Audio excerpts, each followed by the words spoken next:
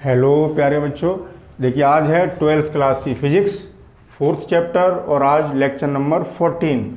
तो आज के लेक्चर में टॉपिक रहेगा एक समान चुंबकीय क्षेत्र में धारावाही चालक पर चुंबकीय बल। तो देखिए पिछले लेक्चर्स में हमने सीखा था कि जब कोई आवेशित कण चुंबकीय क्षेत्र में गतिमान होता है तो उस पर एक चुंबकीय बल लगता है।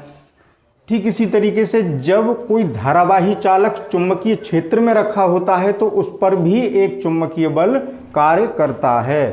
तो आज का टॉपिक एक समान चुंबकीय क्षेत्र में धारावाही चालक पर चुंबकीय बल, that is magnetic force on a current carrying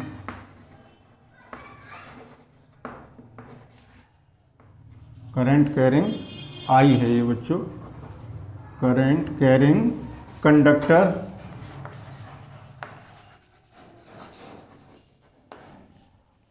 placed in a uniform magnetic field. तो स्टार्ट करते हैं बच्चों। देखिए पहले ये समझते हैं कि जैसे मान लीजिए ये कोई चुंबकीय क्षेत्र है जिसकी दिशा इस साइड से इस साइड की ओर है। ये फील्ड लाइंस हमने बना दी, क्षेत्र रेखाएं। और इंटेंसिटी कितनी है मैग्नेटिक फील्ड की, जो तीव्रता है वो है B। अब इसमें एक धारावाही चालक ऐसे रखा है मान लीजिए, जिसमें कितनी धारा बह रही है I। तो इस पर एक बल लगेगा और इस धारावाही चालक की जो लंबाई है वो है L। ठीक है, तो धारावाही चालक की लंबाई L और धारा बह रही है I, और इसका जो क्रॉस सेक्शनल एरिया है, परिच्छेद क्षेत्रफल, अनुप्रस्थ काट का क्षेत्रफल, जैसे इस जो हमने चालक यहाँ बनाया है ऐसे बना सकते हैं। मैं यहाँ बना के दिखा देता हूँ थोड़ा विस्तृत रूप में। इस तरीके से वायर होगा, इसकी लंबाई है L जो मैंने वहाँ लिखी है, और ये area of cross sectional area of cross section कितना है, A है। तो बच्चों हमें पता है कि जब किसी चालक में धारा बहती है तो किसके कारण बहती है, फ्री इलेक्ट्रॉन्स के कारण। मुक्त इलेक्ट्रॉन उसमें गति करते हैं। तो जैसे मुक्त इलेक्ट्रॉन ये है तो ये गति कर रहा है, और किस वेग से गति करते हैं चालक के अंदर, अनुगमन वेग से, वो हमने मान लिया है VD। बात समझ में आ गई होगी। ये चालक मैंने यही वाला यहाँ पर बना के दिखाया है। तो अब हम ये लेके चलते हैं, जैसे लेंथ ऑफ कंडक्टर यानी लंबाई, लेंथ ऑफ कंडक्टर कितनी है बच्चों, L। Area of cross section यानी अनुप्रस्थ काट का क्षेत्रफल कितना है, कैपिटल A। और ये मान के चल रहे हैं कि इस कंडक्टर के अंदर, इस चालक के अंदर जो मुक्त इलेक्ट्रॉनों की संख्या है वो एकांक आयतन में स्मॉल n है। तो वो हम यहाँ लिखते हैं नंबर ऑफ इलेक्ट्रॉन्स, या फ्री इलेक्ट्रॉन्स की ही बात हो रही है, number of free electrons per unit volume, एकांक आयतन में, पर यूनिट वॉल्यूम वो कितनी है, स्मॉल n। यानी एकांक आयतन में जो मुक्त इलेक्ट्रॉनों की संख्या है वो कितनी है, n है बच्चों।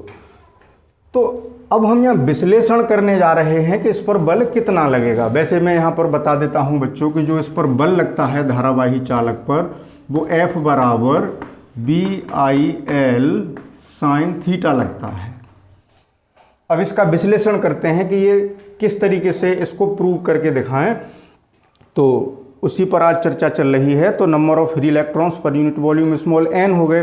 तो अब देखें इस पूरे कंडक्टर का, बच्चों मैं बात यहाँ करता हूँ लेकिन चालक यही वाला है, ये ध्यान रखेंगे। तो वॉल्यूम ऑफ कंडक्टर कितना हुआ, वॉल्यूम ऑफ कंडक्टर या कंडक्टिंग वायर है उसका वॉल्यूम कितना होगा, A × L। भाई अनुप्रस्थ काट का क्षेत्रफल गुणा लंबाई, तो क्या आ गया, आयतन। और एकांक आयतन में इलेक्ट्रॉन इतने हैं, तो टोटल फ्री इलेक्ट्रॉन्स कितने हो गए?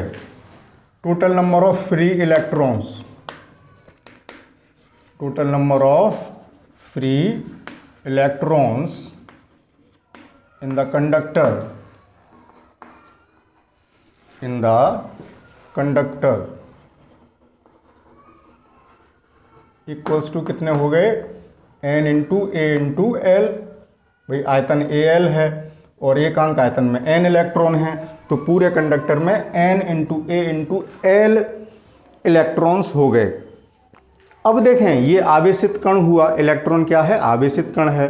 हमने पीछे पढ़ाया था कि जब आवेशित कण चुंबकीय क्षेत्र में गति करता है, तो यहाँ गति कर रहे हैं ये इलेक्ट्रॉन्स, तो उस पर एक बल लगता है, तो उस बल को निकालते हैं, एक इलेक्ट्रॉन पर कितना बल लगेगा। तो देखें, फोर्स, कौन सा फोर्स है ये? Magnetic force. कौन से फोर्स की बात कर रहे हैं? मैग्नेटिक फोर्स की।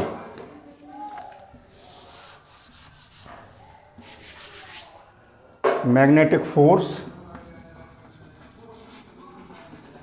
क्योंकि इस वायर में इलेक्ट्रॉन गति कर रहा है बच्चों, धारा इधर है तो इलेक्ट्रॉन इधर आ रहा होगा, तो जब इलेक्ट्रॉन इधर आ रहा होगा तो वो गति कर रहा है किसमें? चुंबकीय क्षेत्र में, तो उस पर लगने वाला बल निकालना है एक इलेक्ट्रॉन पर। तो magnetic force on one electron कैसे निकालोगे? एफ डैश मान लेता हूं इस बल को, q v B sine theta. ये पीछे पढ़ा चुके हैं हम कि जब कोई आवेशित कण जिसका आवेश क्यू है वी वेग से बी चुंबकीय क्षेत्र में थीटा कोण पर गति करता है, प्रवेश करता है, तो उस पर चुंबकीय बल इतना लगता है। ये पिछले लेक्चर में पढ़ चुके हैं। तो इलेक्ट्रॉन की बात हो रही है, तो इलेक्ट्रॉन का आवेश बच्चों ई है और वेग कितना है यहाँ? वी डी अनुगमन वेग, और मैग्नेटिक फील्ड बी है, और ये कोण कितना बना रहा है? चालक थीटा। तो आवेशित कण भी थीटा कोण पर ही गति करेगा। ये एंगल थीटा है बच्चों, और एल इसकी लंबाई है। यहाँ नहीं लिख रहे चित्र में, या यहाँ लिख देता हूँ, इस कंडक्टर की लंबाई एल है। तो साइन थीटा हो गया। एक इलेक्ट्रॉन पर बल आया, और इस चालक में इलेक्ट्रॉन हैं कितने टोटल? इतने। तो इतने सब इलेक्ट्रॉन्स पर जितना बल लगेगा वही बल इस कंडक्टिंग वायर पर लगेगा, इस धारावाही चालक पर लगेगा। तो उस फोर्स को, वो फोर्स कितना हो जाएगा? यानी धारावाही चालक पर बल, धारावाही चालक पर लगने वाला चुंबकीय बल, चुंबकीय बल कितना होगा बच्चों? F बराबर एक इलेक्ट्रॉन के बल में सभी इलेक्ट्रॉन की संख्या का गुणा कर दें, यानी NaL, इतने तो इलेक्ट्रॉन हैं, इंटू एक इलेक्ट्रॉन पर लगने वाला बल F डैश। वैल्यू रखते हैं बच्चों। तो देखिए F बराबर NaL, हाँ यहाँ मैंने L बड़ा बना दिया बच्चों, ये छोटा L है। तो NaL, F डैश की value EVD B sine theta. तो अब थोड़ा अरेंजमेंट इस तरीके से करते हैं, ये बच्चों अलग है। F बराबर, इसको ऐसे लिखते हैं, टर्म्स को अपने हिसाब से एडजस्ट करते हैं। N E A V D, ये हमने एक साथ लिख लिया। बट बच्चों ये थीटा सा लगने लगा। VD, इनको एक साथ लिख लिया। अब क्या क्या बचा? LB sine theta, LB sine theta. तो अब आपने एक रिलेशन पढ़ा था बच्चों, विद्युत धारा वाले चैप्टर में हमने एक टॉपिक पढ़ाया था कि अनुगमन वेग और विद्युत धारा में एक संबंध डिराइव किया था। वो क्या था? I बराबर NeAVD। तो इस रिलेशन से इसके स्थान पर हम क्या लिख सकते हैं बच्चों? I लिख सकते हैं। तो F बराबर कितना आ गया? ILB sine theta. तो वही आ गया। तो सॉरी बच्चों, यहाँ नीचे दिखेगा नहीं आपको। तो देखें वही रिलेशन यहाँ पर आ गया। आई एल भी साइन थीटा कह लो या B I l sine theta कह लो, एक ही बात है। तो यही आ गया रिलेशन, ठीक। तो इतना बल लगता है। अब चूंकि बल एक सदिश राशि है तो इस बल को हम वेक्टर फॉर्म में लिखें तो बच्चों आपको याद रखना है, पहले आप इसका एक स्क्रीनशॉट ले लें फिर मैं आगे बताऊंगा। तो आपने स्क्रीनशॉट ले लिया होगा।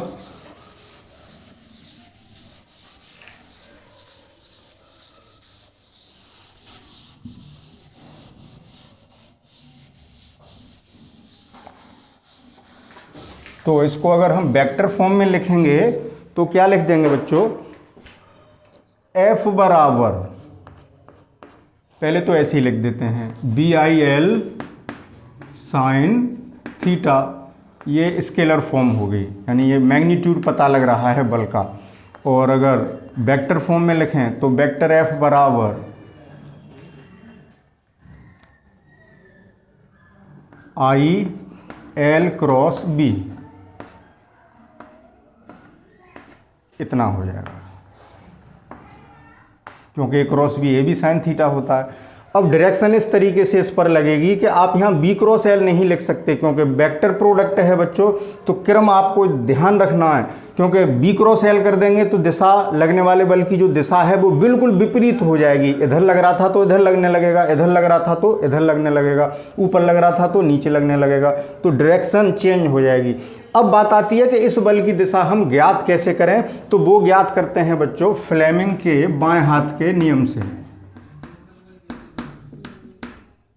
बल की दिशा ज्ञात करने के लिए फ्लेमिंग का बाएं हाथ का नियम लगाते हैं बच्चों, बाएं हाथ का नियम, यानी Fleming's left hand rule, Fleming का बाएं हाथ का नियम।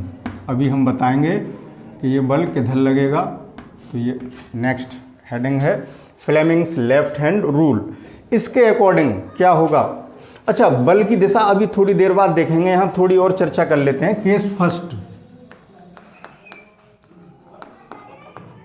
फर्स्ट क्या है कि अगर यही धारावाही चालक क्षेत्र के समांतर या प्रति समांतर रखा होता, यानी अगर यही धारावाही चालक जो है वो ऐसे न हो करके कैसे होता, ऐसे, जैसे मान लो ये धारावाही चालक है, सपोज अभी ऐसे रखा है, ऐसे रखा होता तो थीटा बच्चों जीरो हो जाता, ठीक है। तो थीटा जीरो होने पर, यानी आप यहाँ पर नोट करेंगे, केस फर्स्ट में लिखेंगे जब धारावाही चालक क्षेत्र के समांतर स्थित है तो बल देखते हैं कितना आता है, F बराबर B I l sine zero, और साइन जीरो की वैल्यू जीरो, तो बल कितना हो गया, जीरो हो गया बच्चों जीरो।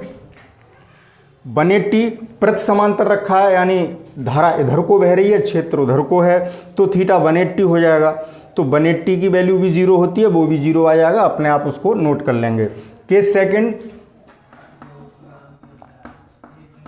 जब लंबवत रखा है, अब धारावाही चालक ऐसे न हो करके ऐसे रखा होता तो थीटा 90 हो जाता, और 90 यानी साइन 90 की वैल्यू मैक्सिमम होती है तो बल भी मैक्सिमम होगा, उस समय बल मैक्सिमम लगेगा, तो F मैक्सिमम हो जाएगा बी आई एल साइन 90, और साइन 90 की वैल्यू 1, तो अधिकतम जो धारावाही चालक पर बल लग सकता है वो कितना होगा, बी आई एल होगा बच्चों, ठीक है। ये बात समझ में आ गई। अब बल की दिशा की बात कर लेते हैं, इसका स्क्रीनशॉट ले लो। स्क्रीनशॉट आपने ले लिया होगा। अब दिशा की बात करते हैं, और वो किससे ज्ञात करेंगे, फ्लेमिंग के बाएं हाथ के नियम से, that is Fleming's left hand rule. तो बच्चों एक सेकेंड,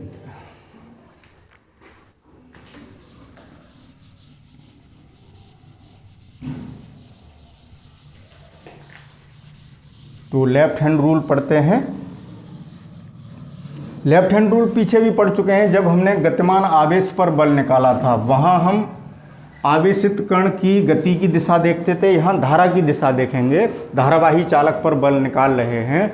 तो देखें, परिचित है ये नियम, आपका जाना पहचाना है, पीछे पढ़ चुके हैं। बाएं हाथ की तीनों उंगलियों को, मतलब अंगूठे के पास वाली दोनों उंगलियों को, एक अंगूठा, ये अंगूठा है, उंगली नहीं है, अंगूठे को और उसके पास की दोनों उंगलियों को, यानी ये तर्जनी हुई और ये मध्यमा मिड फिंगर है, इन तीनों को परपेंडिकुलर रखा है हमने लंबवत। ये 90 एंगल बन रहा है, इसके साथ भी 90 और ये भी 90 बना रहे हैं।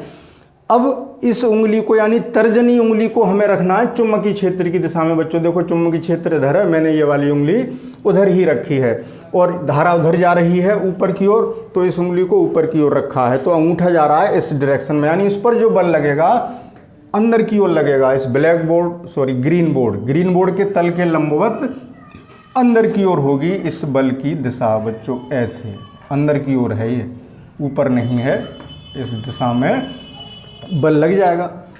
तो याद हो गया होगा नियम, मैं यहाँ बना देता हूँ, लिख तो लेंगे ही। क्या क्या लिखेंगे बच्चों कि यदि हम अंगूठा और उसके पास वाली बाएं हाथ की, यदि हम अपने बाएं हाथ के अंगूठे और उसके पास वाली दोनों उंगलियों को परस्पर लंबवत फैलाते हैं और तर्जनी उंगली को चुंबकीय क्षेत्र की दिशा में और मध्यमा उंगली को विद्युत धारा की दिशा में रखते हैं, तो अंगूठा धारावाही चालक पर लगने वाले बल की दिशा को बताता है। अब मैं यहाँ पर एक डायग्राम बना देता हूँ जिससे कि कौन सी उंगली किधर रखनी है ये आपको पता चल जाएगा बच्चों। तो ये अंगूठा हुआ, ठीक, और ये तर्जनी हो गई और ये मध्यमा हो गई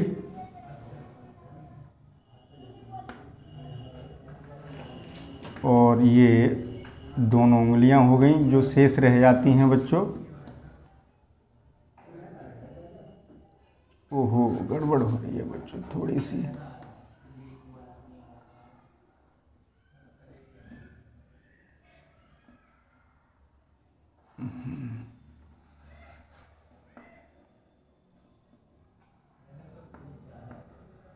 ठीक है, ये हाथ बन गया बच्चों।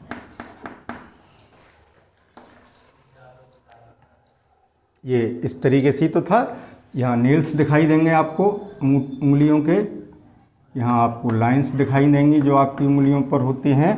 तो ये हाथ बन गया है। अंगूठे, इस उंगली को किधर रखना है बच्चों? मैग्नेटिक फील्ड की दिशा में, और इसको विद्युत धारा की दिशा में। तो ये अंगूठा है वो किसकी दिशा बताएगा?